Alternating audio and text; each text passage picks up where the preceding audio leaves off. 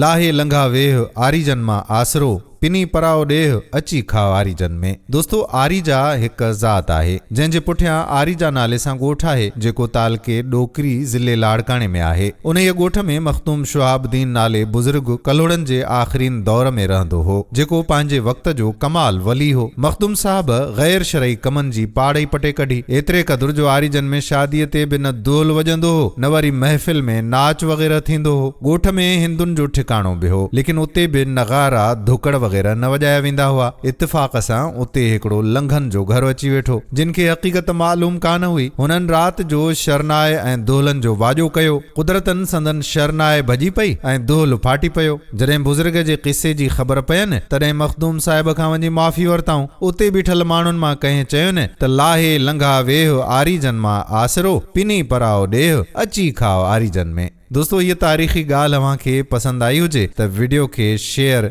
ज़रूर कजो ऐं घटि में घटि पंहिंजे आरीजा दोस्तनि खे मेंशन बि कजो।